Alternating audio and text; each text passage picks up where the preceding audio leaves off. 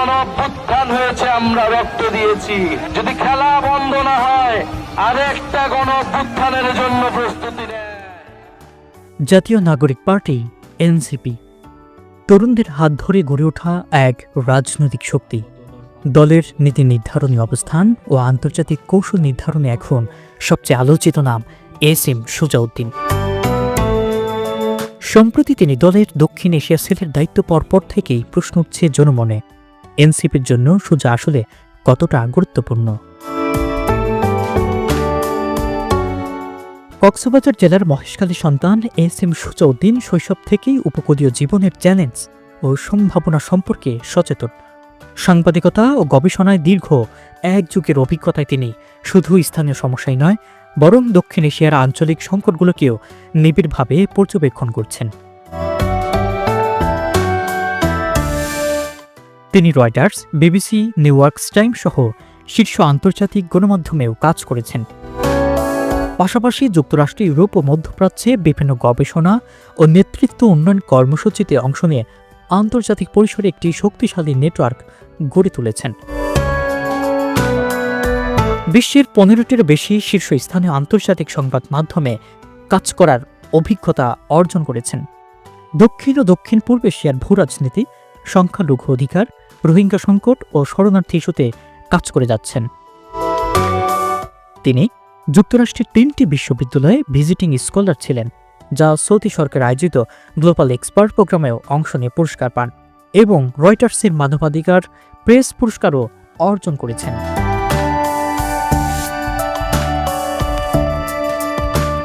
রোহিঙ্গা সংকট, আসামের এনআরসি ও আঞ্চলিক নিরাপত্তা ইস্যুতে তিনি দেশে বিদেশে আলোচনায় সক্রিয় ছিলেন। বাংলাদেশের সংখ্যালঘু জনগোষ্ঠীর আর্ট অফ আইডেন্টিটি নিয়েও তিনি দীর্ঘ গবেষণা চালিয়েছেন।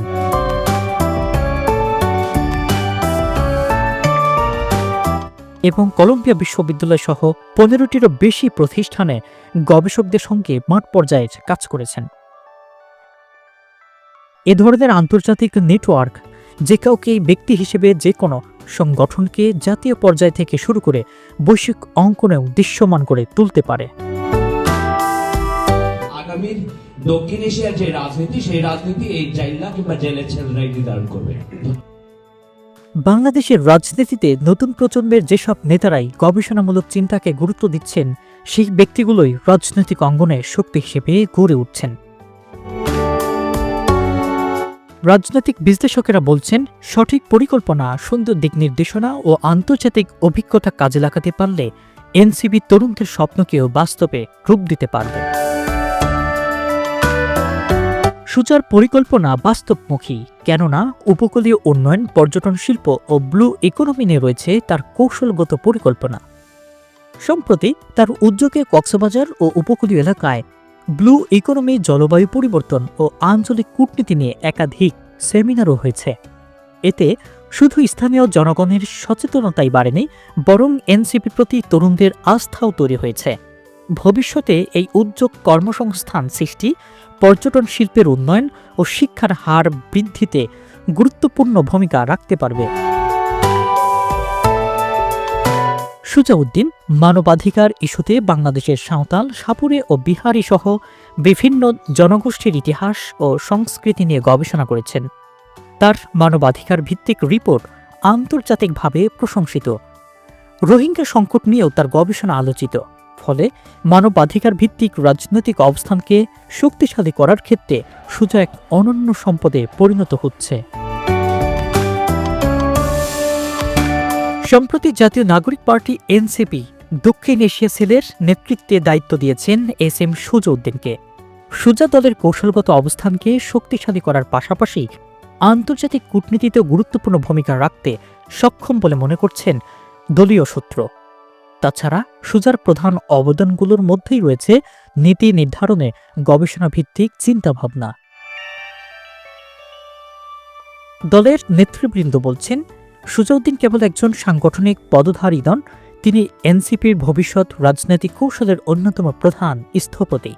তার নেতৃত্ব দল কেবল জাতীয় রাজনীতি নয়, আঞ্চলিক কূটনীতিতেও দৃঢ় অবস্থান নিতে পারবে। সুজার অভিজ্ঞতা দক্ষিণ এশিয়ার শক্তিধর রাষ্ট্রগুলোর পাশাপাশি চীন ও যুক্তরাষ্ট্রের সঙ্গেও সম্পর্ক উন্নয়নে বিশেষভাবে কার্যকর। তিনি আন্তর্জাতিক নেটওয়ার্ক ও কৌশলগত চিন্তাধারায় এগিয়ে। তাছাড়াও কিছু চ্যালেঞ্জের সম্মুখীন হবে এনসিপি। যদিও সুজাউদ্দিনের অন্তর্ভুক্ত এনসিপির জন্য অপার সম্ভাবনা দ্বার খুলে দিয়েছে, তবুও কিছু চ্যালেঞ্জ রয়েছে। একটি নবীন দলকে প্রতিষ্ঠিত রাজনৈতিক শক্তির বিপরীতে দাঁড় করানোর জন্য শুধু গবেষণা বা আন্তর্জাতিক যোগাযোগই যথেষ্ট নয়, প্রয়োজন শক্তিশালী সাংগঠনিক কাঠামো ও জনসম্পৃক্ততা। আর সুজার আন্তর্জাতিক অভিজ্ঞতাকে কিভাবে তৃণমূল পর্যায়ে কার্যকর করা যায়, সেটি এখন সবচেয়ে বড় চ্যালেঞ্জ। এনসিপি প্রত্যেকে তাদের মেধা ও অভিজ্ঞতাকে সাংগঠনিকভাবে কাজে লাগাতে পারলে তবেই দলটি কেবল একটি প্রতীকী রাজনৈতিক শক্তি না হয়ে আগামী দিনের রাজনীতিতে একটি প্রধান পরিবর্তনকারী শক্তি হিসেবে আবির্ভূত হতে পারে। এবং এনসিপি যদি সুজার অভিজ্ঞতা ও পরিকল্পনাকে সাংগঠনিক শক্তির সঙ্গে যুক্ত করতে পারে, তবেই আগামী দিনের রাজনীতিতে প্রধান পরিবর্তনকারী শক্তি হয়ে উঠতে পারবে বলে মনে করছেন রাজনৈতিক বিশ্লেষকেরা।